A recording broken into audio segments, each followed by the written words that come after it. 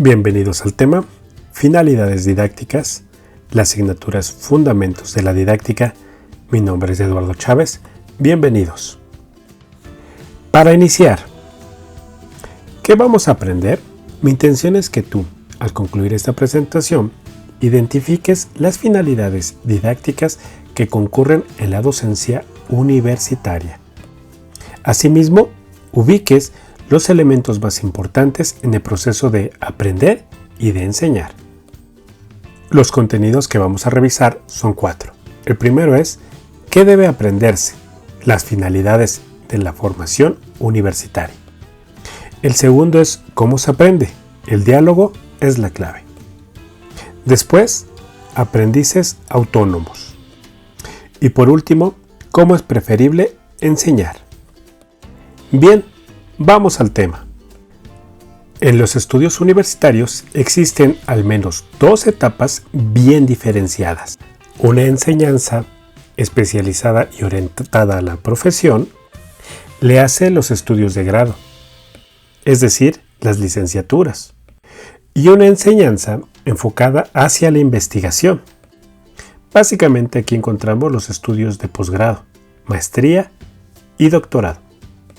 En el primer caso, es decir, en las licenciaturas, el objetivo debería ser formar a profesionales con un alto nivel de experticia, capaces de afrontar problemas complejos. Es decir, profesionales competentes para diagnosticar correctamente el problema y encontrar soluciones gracias a su formación de base, pero también gracias a su constante actualización en nuevas técnicas y en el empleo de nuevos dispositivos presentes en la literatura especializada. Ello implica saber buscar, entender y aplicar la investigación de su dominio, pero no necesariamente construir nuevo conocimiento a partir de la investigación. La enseñanza de grado debe, pues, basarse en la investigación, pero desde mi punto de vista, no está entre sus objetivos prioritarios formar investigadores. Estas son las metas de un programa más bien de posgrado, como las especialidades, las maestrías o los doctorados, los cuales apuntan a la producción de conocimiento científico. En ambos casos es clave identificar cuáles son los problemas prototípicos, es decir, más frecuentes, y los emergentes, o sea, los que van creciendo en vista al desarrollo social. Estos problemas son los que habrán de manejar al final de sus estudios. Un buen ejemplo de estas diferencias lo constituye la enseñanza de competencias para el tratamiento de la información especializada. En el grado, es decir, en las licenciaturas, los estudiantes deberían ser capaces de buscar y encontrar información fidedigna y fiable que aporte soluciones a los retos profesionales. Por su parte, en el posgrado, los estudiantes deberían analizar críticamente la investigación de su área y discriminar aquella que sea de calidad de la que resulte poco sólida, pudiendo desarrollar una investigación propia que proporcione conocimiento contrastado y riguroso. Bien, ahora pasemos al contenido sobre cómo se aprende. El diálogo es la clave. Enseñar y aprender no solo se producen en el salón de clases. Si bien ese es un momento crucial, se produce en todo momento y lugar. Y esto, evidentemente, es una finalidad didáctica. La calidad de lo aprendido viene dada por lo que podemos hacer con lo aprendido. El nivel más bajo consistiría en reproducir lo que acabamos de leer u oír sin entenderlo. También podemos explicar con nuestras propias palabras lo aprendido, incluso citando algunos ejemplos de nuestra propia cosecha. El máximo nivel supone generar nuevas y buenas ideas conectadas con lo aprendido. Quizás algunas ideas originales, atípicas, novedosas o más funcionales, resolutivas, a lo mejor más rápidas, comprensivas, directas, rentables, coherentes, poderosas, entre otras. Alcanzar este nivel máximo, es decir, el nivel top, requiere construir de manera personal, es decir, convertir los contenidos en conocimientos a partir de su interpretación. Pero, ¿cómo se produce específicamente ese proceso de construcción? Una ayuda puede ser el autodiálogo. Es posible que algunos aprendizajes muy simples casi no necesiten de este diálogo. Por ejemplo, los bebés probablemente aprenden por asociaciones perceptivas bastantes cosas y nosotros mismos realizamos aprendizajes asociativos, es decir, repitiendo una palabra muchas veces. Básicamente existiría un diálogo público entre dos o más hablantes, usualmente con el docente, pero también entre estudiantes, colegas, profesionales, etc. Asimismo, existe un diálogo determinante con nosotros mismos, es decir, un autodiálogo. No es lo mismo dialogar en nuestra mente con un autor de referencia, comparando, debatiendo, argumentando, que con, por ejemplo, un charlatán televisivo que, en pro de la divulgación, propaga ideas falsas sin ninguna base empírica o racional. En el primer caso, ese diálogo interior puede producir un aprendizaje significativo, es decir, profundo. Un aprendizaje sustancial que permite a quien lo maneja realizar un mayor número de conexiones conceptuales, interpretar más profundamente los fenómenos, encontrar soluciones más eficaces y eficientes a los problemas y conflictos y mantener durante más tiempo ese conocimiento. En el segundo, puede adquirirse un conocimiento superficial y asimismo erróneo, que además de suponer una pérdida de tiempo y energía, será un lastre para futuros aprendizajes. Si el aprendizaje interesante supone diálogo, ello también significa que cuando aprendemos, nos enseñamos. Los docentes no deben olvidar que, además de contenidos, enseñan también la forma de aprenderlos. Si, por ejemplo, el docente emplea cuadros sinópticos, mapas, diagramas, líneas cronológicas, esto seguramente estará influyendo en que sus estudiantes los utilizarán cuando aprendan. Por ejemplo, en una instrucción, un hablante decide lo que debe hacer o decir, el resto de los demás obedecen. ¿En qué situación se puede ocupar? Bueno, pues ante algo nuevo para los estudiantes. Se da una instrucción precisa de cómo hacerlo. Otra técnica es la persuasión, en donde un hablante trata de convencer a otro u otros de su punto de vista. ¿En qué situación se ocupa? Pues puede ser frente a ideas erróneas o pseudocientíficas, en donde se trata de convencerles con argumentos. Asimismo, el debate como técnica es en donde los hablantes defienden su propia posición y la confirman, oponiéndose a la opinión de los otros. Es muy usual ocuparla ante el cuestionamiento de algunos alumnos sobre algunos puntos planteados. Se discute con ellos, rebatiendo sus razones y, por supuesto, sus argumentos. La negociación es en donde los hablantes esperan obtener un beneficio mutuo del diálogo y por ello tratan de consensuar y llegar a algún acuerdo. Se ocupa para elaborar un proyecto conjunto en situaciones de colaboración y cooperación. Por su parte, el diálogo generativo, como técnica, es en donde los hablantes están abiertos a la exploración y a aprender del otro o con el otro. Se emplea esta técnica en situaciones de conversación informal para explotar los conocimientos o ideas sobre un tema, para favorecer la creatividad.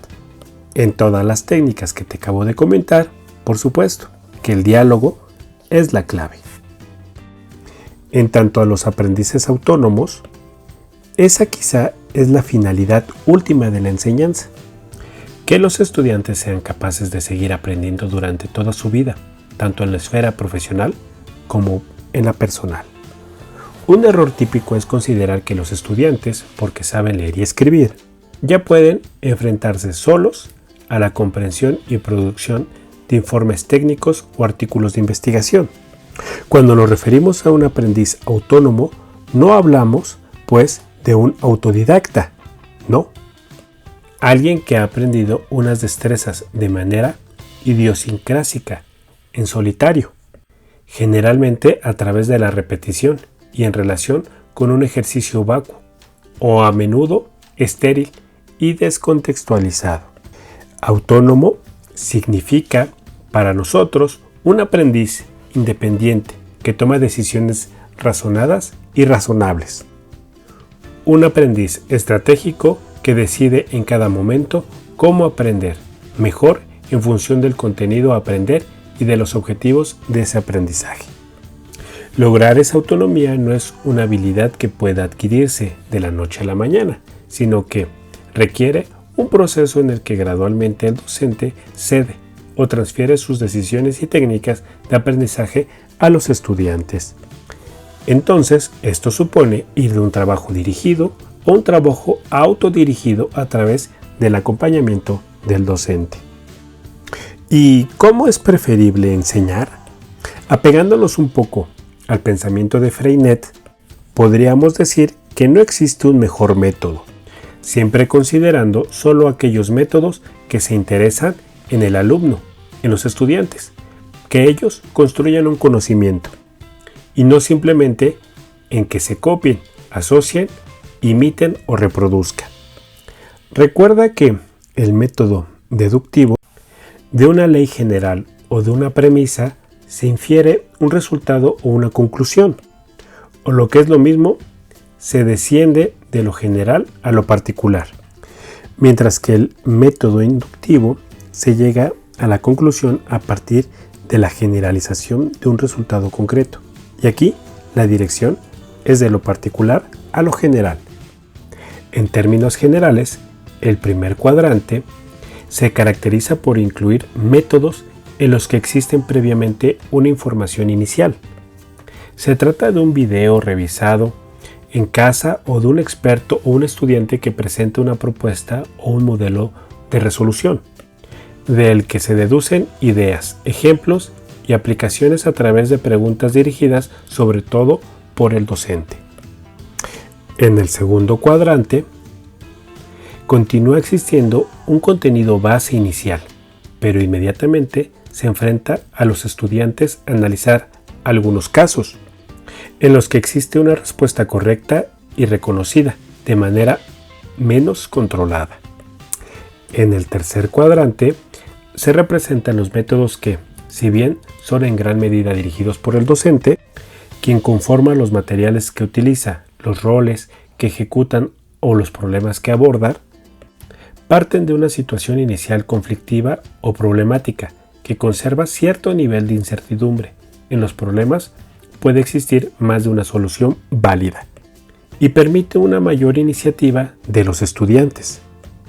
Finalmente, en el cuarto y último cuadrante, hemos situado propuestas muy abiertas en las que apenas existe información inicial y donde los estudiantes deben buscar, explorar, indagar de manera muy activa las posibles soluciones a los incidentes y demandas que se les realizan.